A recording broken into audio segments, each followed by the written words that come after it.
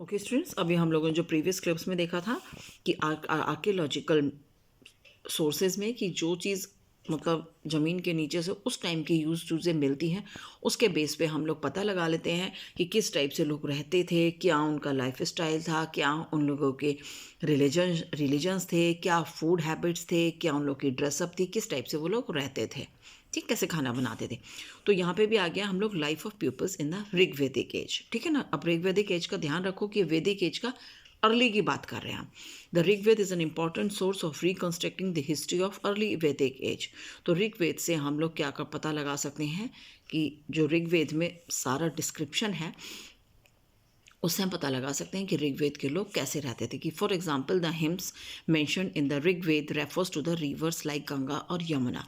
कि जो हिम्स हैं थे हिम्स उनमें जो था वो गंगा और यमुना रिवर का जिक्र किया हुआ है। तो साइंटिस्ट मतलब सॉरी आर्कियोलॉजिक के जिस जो थे उन्होंने क्या पता लगा कि which help the historians to form a basic idea of geographical location of Rigvedic age. कि मतलब ऋग्वेदिक एज के लोग जो हैं वो कहाँ रहते थे, ठीक है ना। कि ऋग्वेद के लोग जो थे वो मोस्टली गंगा और यमुना नदी के किनारे आसपास रहते थे, क्योंकि हम आसपास की चीज़ों का ही तो जिक्र करते हैं। जैसे आप लोग हिंदी में बोलते हो ना कि साहित्य ही समाज का दर्पण है, कि जो उस टाइम पे हो रहा है सोसाइटी में वही बुक्स वही स्टोरीज में लिखा जाता है। तो ये लोग भी ऐसे ही थे कि अगर इन्हें पानी का नदी का जिक्र करना है तो जो उनकी नॉन रिवर होगी तो वही करेंगे। ऐसा तो नहीं है कि वो नील रिवर का या अमेजोन रिवर का जिक्र करेंगे। अगर कोई अमेजोन और नील रिवर नाइल रिवर का जिक्र करता है तो इट मीन्स तो वो वहाँ की हिस्ट्री हो गई, ठीक है ना। तो इस आइडिया लगा लिया कि गंगा और यमुना रिवर के लोग आसपास रहते थे। इट मीन्स क्या ऋग्वेदिक जो पीरियड है, वैदिक जो के लोग जो थे वो इन रिवर्स के आसपास रहते थे। अब इनकी पॉलिटी मतलब पॉलिटिकल लाइफ कैसी थी। तो ड्यूरिंग द ऋग्वेदिक पीरियड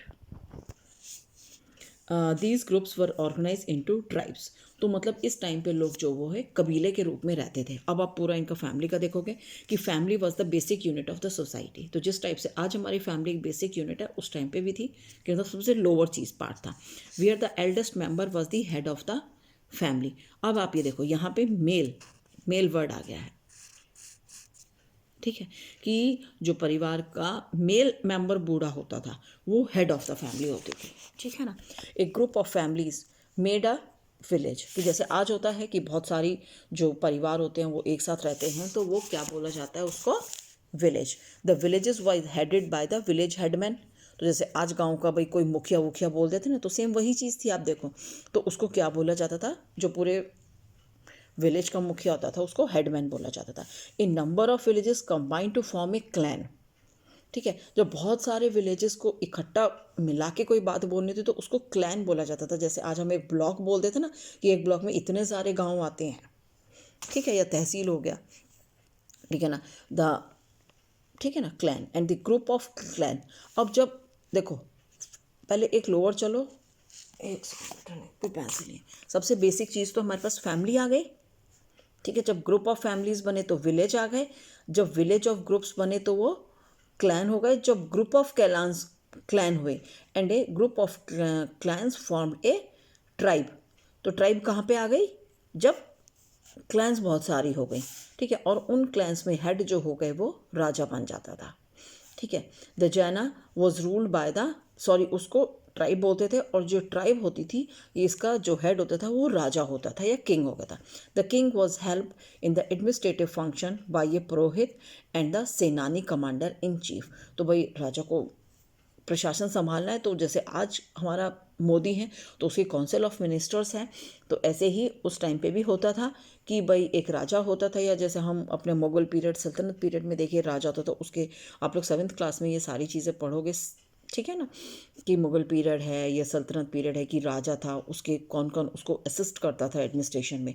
तो सेम चीज़ यहाँ पे ऐसी आ गई है कि ठीक है, राजा को अकेले तो संभाल नहीं सकता, इतने सारे लोगों के ऊपर शासन कैसे करेगा, प्रशासन कैसे करेगा। तो उसको हेल्प करने के लिए पुरोहित होता था, ठीक है ना, और कमांडर इन चीफ जो सेना का डिपार्टमेंट संभालता था। द 2 गवर्निंग बॉडीज़ होती थी, सभा और समिति, जो राजा को एडवाइस करती थी, ठीक है। The sabha consist of some selected members while the samiti included the all members under the king's jurisdiction, ठीक है। तो सभा और समिति हो गई थी, ठीक है, कि राजा को किसी चीज़ पे एडवाइस लेने तो इनसे लेता था। द सभा में कौन लोग होते थे? सम सेलेक्टेड मेंबर्स। सभा में मतलब कुछ मेंबर्स होते, सभी लोग नहीं होते थे। और समिति इंक्लूड द ऑल मेंबर्स, जो पूरे सभी लोग होते थे वो समिति के मेंबर्स हो गए, जो राजा की जुरिस्डिक्शन में आता था। तो it was the king duty to protect the land of the tribes. तो अब राजा का देखो, जो कमांडर इन चीफ है वो राजा को पूरा मतलब लोगों को प्रोटेक्ट करने में हेल्प करता था, जो लोगों की जमी थी, कहीं दूसरे क्लैन का राजा जो है वो हमला ना कर दे। The king was also received bali which is a tribute from his subjects. ठीक है, अब वहाँ की सोसाइटी आ गई। तो family was the smallest unit of the society. अब हम बात कर रहे थे ना, फैमिली हो गई smallest unit. The society was the patriarchal, ठीक है, patriarchal, and the eldest male member of the family was head of the family. जैसे हम लोगों ने पॉलिटिक्स इसमें पढ़ा था, जब सोसाइटी हम पढ़ते थे कि जो परिवार का हेड होता था वो मेल होता था, ठीक है, वही डोमिनेट करता था। इट मीन्स मैट्रिकल और पैट्रिकल सोसाइटीज़ हम पढ़ते ना, तो वही चीज़ है इसमें। The Rigveda society was divided into the 4 groups और वर्णास, ठीक है, ब्राह्मण्स, ठीक है, या प्रीस्टली क्लास, क्षत्रिय या वॉरियर क्लास। तो जो ब्राह्मण्स जैसे बात करते थे, जो हम लोग लेटर वैदिक मतलब वैदिक पीरियड में बात करते हैं ना, कि जो हमारी सोसाइटी थी वो वर्णास में बैठे हुए थे, ब्राह्मण, क्षत्रिय, वैश्य और शूद्र। ये काफ़ी लंबे टाइम तक चला आ रहा था, ठीक है। तो ब्राह्मण्स कौन होते थे? कि जो राजा को, ये प्रीस्ट होते थे जो राजा को एडवाइस देते थे, ठीक है। एक क्षत्रिय हो गए जो वॉरियर क्लास होती थी, और वैश्यस होते थे जो ट्रेड करते थे, व्यापार करते थे, मर्चेंट्स होते थे, भाई यहाँ का सामान वहाँ ले गए या बाजार में सामानों की बिक्री करते थे। और एक हो गया था शूद्रास, द लोअर क्लास। ये सब आप लोग को मालूम है, इसको समझाने की ज़रूरत नहीं है मुझे। तो these division based on the occupation, लेकिन ये बात अच्छी थी कि ये ऑक्यूपेशन के ऊपर बेस्ड था ये डिवीज़न।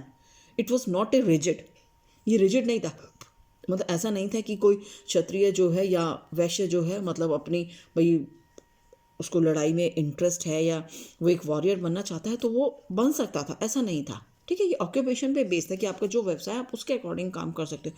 या भाई किसी क्षत्रिय का मन नहीं है, ठीक है ना, डिफेंस में जाने का मन, तो वो इस वैश्य या मर्चेंट भी बन सकता था, ठीक है।